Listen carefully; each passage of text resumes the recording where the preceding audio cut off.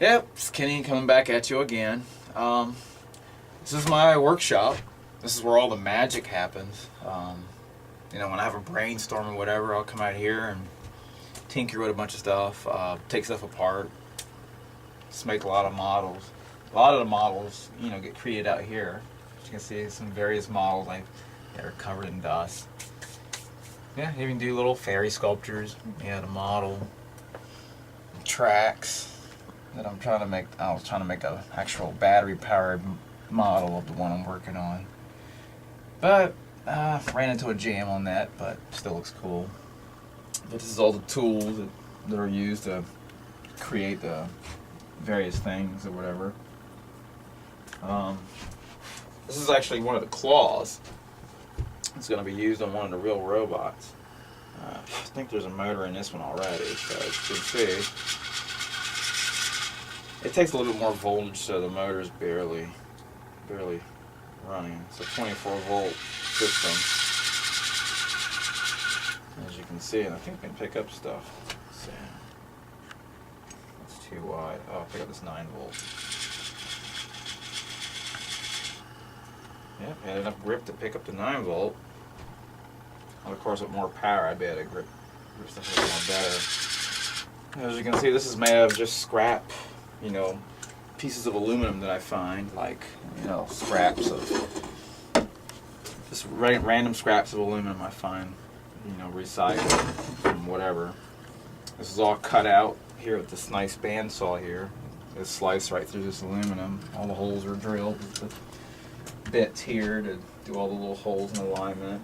And when I drill all these to get the holes lined up, I usually just stack the metal together, drill it. That way all the holes will line up identical. Like these three would be all stacked, and then everything would get drilled. So when you space them apart with standoffs, everything fits like that. But like I said, with the other tread, which was the metal tread that I was saying, which is over here, I have a larger piece of that steel track. But the problem with that, it pinches. That's what I was trying to come up with, some way of not allowing, as the tread roll, to pinch anybody's fingers, because that can actually take a finger off. So what I designed this tread here, which is supposed to be pinch proof. But since I don't have the material that I want, I really want to make this out of polypropylene plastic. I simply make the polypropylene lumber out of, like deck boards. Or this is made out of actual wood, just regular wood. It's all paper. But as you can see, it has two grooves where the where the wheels could ride in the track. But then the other problem I would have, again, getting enough traction in here to actually spin the tread. I figure one way I can do that is to power all the bottom wheels, and that way it'll roll in the track, as it'll get the traction as if the wheels were actually on the ground, and just maybe that'll be just enough to get the track to go around. But this is just paper, so it's not going to be used for the real thing. But I am going to make a real life model of the track, and the track is actually going to go to this robot here. As you can see, this is pretty much the same thing, so this is smaller. And see, with this tread, you can't really pinch, because the V shape will push whatever gets caught. That's why it's kind of a V pattern. Anything gets stuck in there will get pushed away.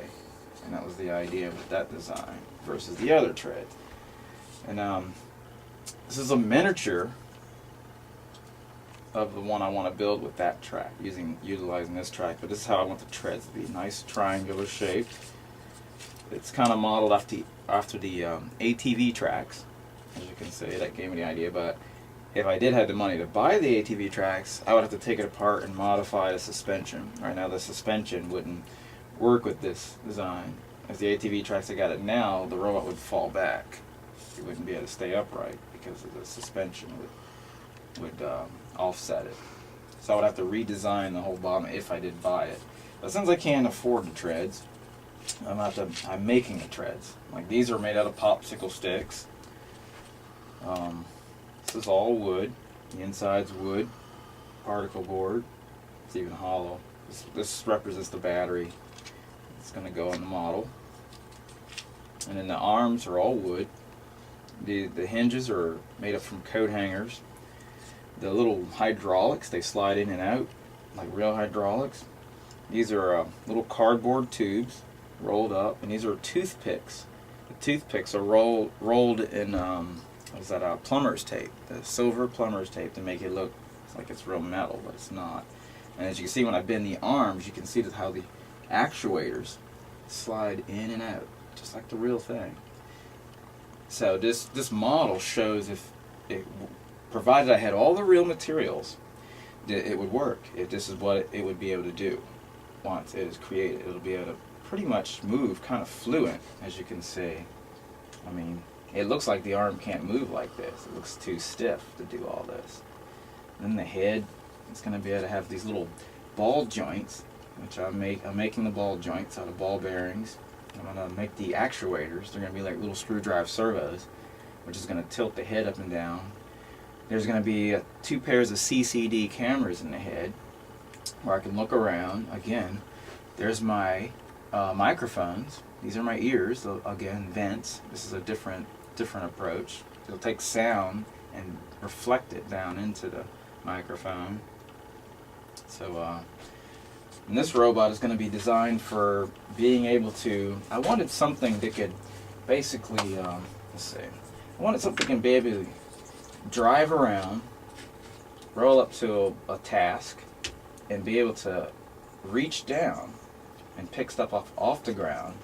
See, I haven't been able to create anything that can actually, they could pick up like a part and work on it, or maybe some dirt or yard debris like trash, and then they could look at it, and you could drive around, throw it away in the trash or whatever, discard it.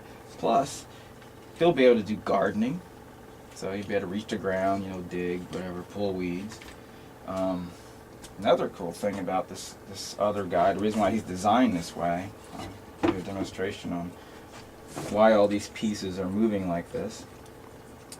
For climbing hills, like say he rolls over to a hill, to keep him from falling backwards, like if I was to drive him just like this, he would upset and fall back. Bam, Well, I came up with a solution to that problem, so I had to make the model do exactly what the real thing is going to do. This whole entire body frame can rotate inside its track base. And see, he could throw his weight forward. Throwing all his weight forward, his arms can be extended depending on the grade of the hill. And just to throw all his weight forward even further, it will allow him to climb pretty much some of the steepest terrain to get up a hill. Then once he gets level, all this goes back level. And there's going to be mercury switches in this part.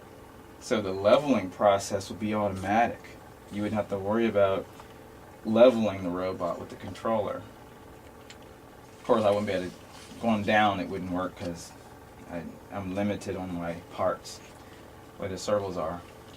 But that gives you an idea of what this robot can do. I mean, it's going to be able to pretty much do almost everything that we could do almost. He's going to have like human-like hands. Right now I just got mechanical clunkers just to, just give him hands. But I want to make some hands that look like real hands, where he can be able to actually hold an ink pen, write, whatever. And then here,